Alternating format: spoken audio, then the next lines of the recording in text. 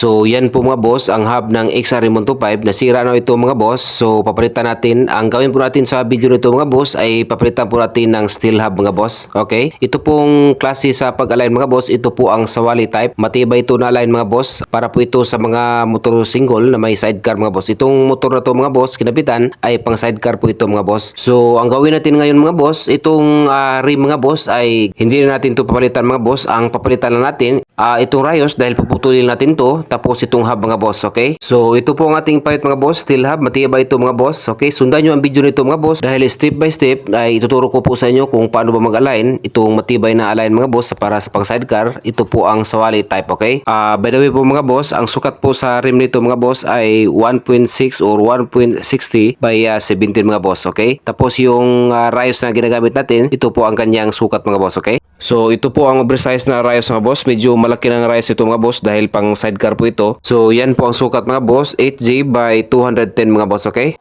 At ngayon mga boss, umpisahan na po natin. Sundan nyo ang video nito mga boss para mayroon kayong idea kung paano ba mag-align, okay? Ang una po natin gawin mga boss, itong hub mga boss, ay lagyan mo natin to ng rayos mga boss. Dahil sa wallet type ang ating align mga boss, ang lahat ng spoke mga boss o rayos ay palabas sa ating hub mga boss, okay? At ngayon umpisahan natin mga boss. So lagyan po natin to ng rayos mga boss. So sa paglagay ng rayos mga boss, una ninyong gawin, ipasok nyo lang itong rayos mga boss katulad nito. Tapos sunod na next na rayos mga boss, bagantihan nyo ng isang butas mga boss, okay? At ngayon ipasok natin to lahat mga boss. Take note, bagantihan lang ito ng isang butas, okay?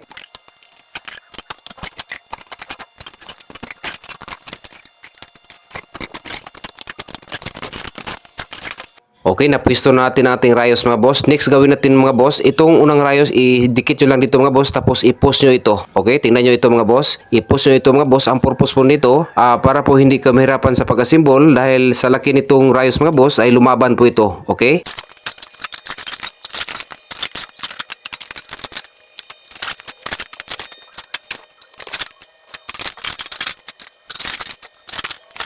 At ngayon next gawin natin mga boss, ito na po ang kanyang rim mga boss, okay? Sa rim po mga boss, ito po yung dapat tandaan, ito po ang lagyan ng kanyuto o pito po ng ating barbula. At dito kayo sa katabi ng lagyan ng pito, magsimula sa paglagay ng rayos mga boss, okay? At tingnan nyo mga boss, saan banda pabor ang lagyan ng ating rayos, okay? Ganyan siya mga boss. At dito kayo mag-umpisa o magsimula sa pagkabit ng rayos mga boss, okay? Take note po mga boss, ito po ang pattern na dapat nyo tandaan mga boss. Sa hub mga boss, sa pagkabit ng rayos ay isang butas po ang inyong ibakante. Tapos ito dito sa rim mga boss, ang ibakante nyo ay 30 butas inyong ibakante mga boss, okay? At yan lang po nga pattern ang dapat nyo tandaan.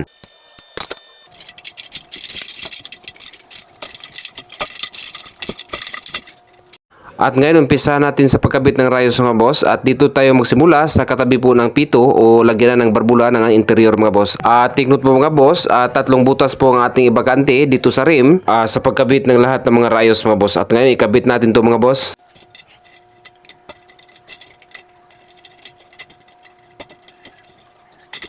So yan mga boss, nakabit natin ang rayos sa dito na side mga boss at ngayon sa kabilang side na po tayo. At ngayon dito tayo sa kabilang side mga boss. Itong hub mga boss, iikutin nyo lang mga boss asaan siya pabor. Katulad po nito mga boss para makuha natin o matansya natin paglagay ng unang rayos dito na side mga boss. Okay, tingnan nyo ito po ang technique mga boss. The same pa rin mga boss sa kabilang side. Magsimula tayo sa katabi ng pito mga boss. So ito mga boss, nakuha natin ang unang rayos kung saan natin ilagay dito sa butas ng ating hub mga boss. Okay, ilagay natin ito mga boss. The same pa rin sa paglagay ng rayos mga boss sa kabilang side. Dito sa hub mga boss, kapag nalagay na ninyo ang unang rayos mga boss, isa lang pong butas na ibakante nyo sa pagkabit nito sa lahat ng mga rayos mga boss, okay? Bagantihan po natin ng isang butas, okay? Ikabit natin to mga boss.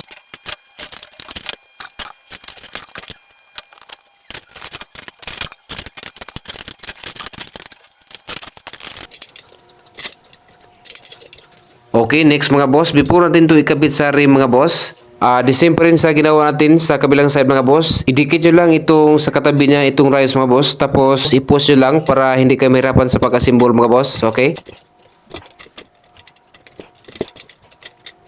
At next mga boss, ikabit natin itong lahat mga boss dito sa rim, itong rayos mga boss, okay? Kabit natin ito mga boss. Dito tayo magsimula sa katabi po ng pito, okay? So So the same pa rin nga pattern na sa kabilang side mga boss dito sa rim. So tatlong butas po ang ibakante nyo sa pagkabit po ng rayos. Okay, kabit natin to mga boss.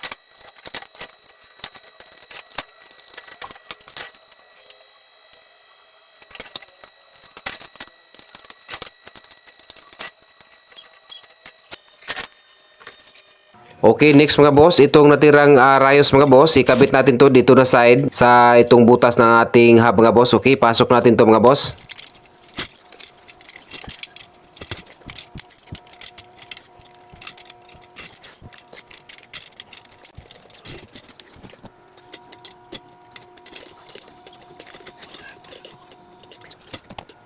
Okay, next gawin natin mga boss, before natin to ikabit sa rim mga boss, the same pa rin mga boss, i-post lang natin to lahat itong mga rayos mga boss para hindi tayo mahirapan sa pag-assemble mga boss, okay?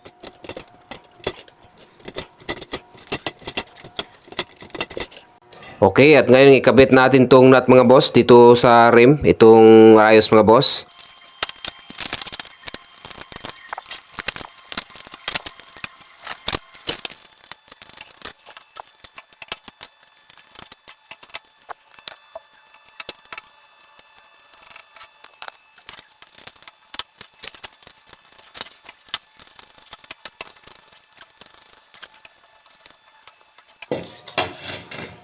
At next mga boss, dito tayo sa kabilang side mga boss. Itong natirang rayos natin mga boss, dito natin para na po ito sa natirang butas dito sa hub mga boss. Okay, pasok natin itong rayos mga boss dito sa hub.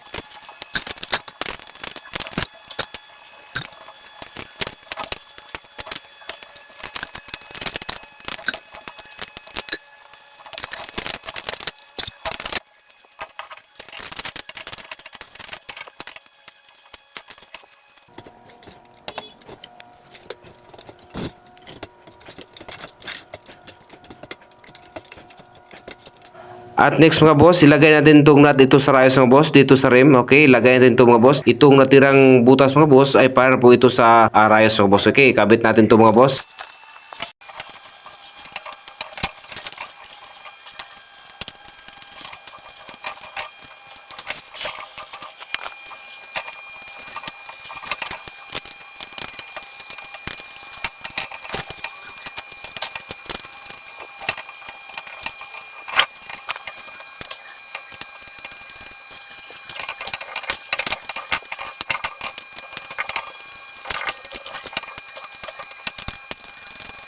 Okay, nakabit natin ang lahat ng mga rayos mga boss. Next po natin gawin mga boss, ang pinaka-technique po, dahil ito pong mga rayos na kinabit natin maluwag pa mga boss. Higpitan mo natin ito konti mga boss, itong lahat ng mga rayos mga boss. At sa paghigpit po mga boss, ito po ang pinaka-technique. Ipantay nyo ito lahat paghigpit mga boss, huwag nyo itong biglain mga boss, okay? Para po mapantay ang paghigpit nito sa lahat ng mga rayos mga boss, example, hinigpitan nyo ito na pang 5 ikot mga boss, ipantay nyo lahat ito mga boss sa lahat ng mga rayos, okay?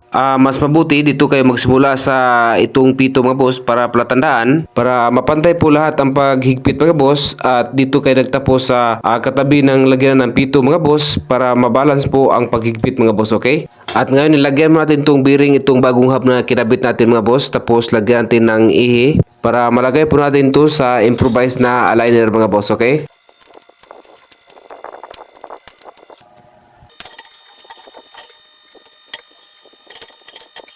Okay, nalagay na po natin sa ating improvised na aligner mga boss. Okay, improvised lang po ito mga boss, pero walang problema. Basta importante, maayos po natin pagka-align mga boss. Yan po importante kahit improvised, okay? So, ito po ang ating ginagamit sa panghigpit ng ating rayos mga boss. Ang number po nito ay number 8. Ito po ay number 8 na spoke rings mga boss, okay? Dahil maluwag pa itong lahat mga rayos mga boss, ipantay mo natin ito higpitan mga boss, itong lahat ng mga rayos mga boss. At dito tayo magsimula sa katabi po ng lagyan na ng pito. Tapos dito po tayo mag-ending mga boss. Yan po ating patatandaan para mapantay po paghigpit ng lahat ng ating mga rayos dahil maluwag pa to, okay? Higpitan mo natin ito mga boss before natin i-align.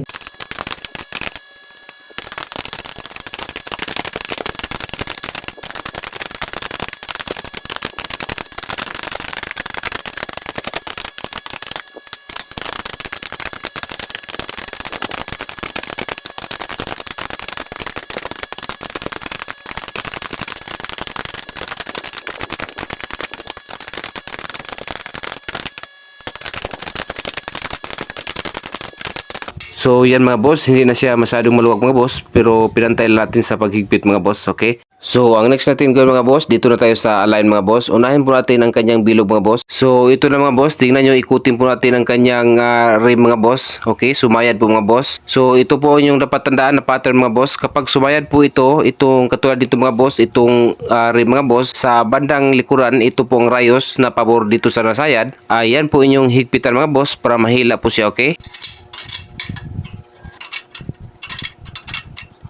Okay, tapos natin nahigpitan mga boss. Subukan natin ikutin. Okay, kanina mga boss sumayad at ngayon tapos natin nahigpitan ay hindi na po siya sumayad mga boss, okay?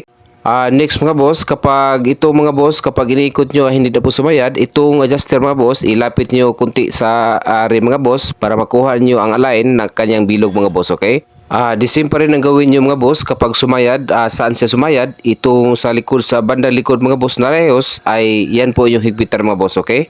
At next mga boss, doon na po tayo sa panggilid na align mga boss. So sa panggilid mga boss, ito po ang kanyang adjuster mga boss. Adjust lang po ito. Okay, tingnan nyo mga boss. Tapos ikutin natin mga boss. Kapag sumayad nito mga boss, tingnan nyo. Ikutin natin ang kanyang rim mga boss. Kapag sumayad ito mga boss sa kabilang side. Tulad dito mga boss, sumayad po mga boss. Dito banda sa side mga boss, sa kabilang side ay higpitan natin na rayos mga boss. Okay, higpitan natin to mga boss.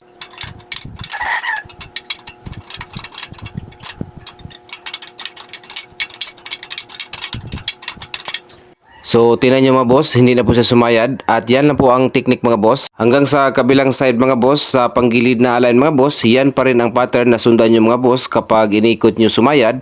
Katulad po dito mga boss, sumayad po, doon kayo sa kabilang side na rayos, maghigpit mga boss para mahila po niya at hindi na po siya sumayad mga boss. At ngayon, higpitan natin tong rayos sa kabilang side mga boss.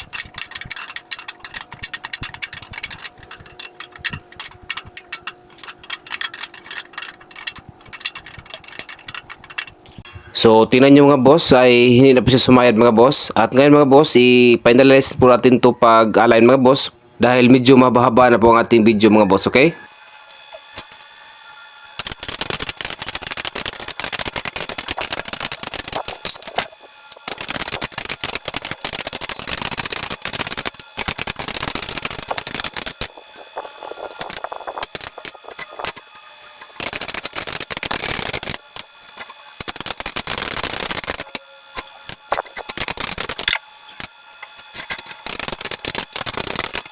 So yan mga boss, natapos natin na align mga boss at pati po ang kanyang bilog mga boss, na-align na po natin. At saka yung panggilid na align mga boss, okay, natapos natin mga boss. At yan lang po ating kabuang video mga boss at maraming salamat sa inyong panood at God bless, ingat po tayong lahat.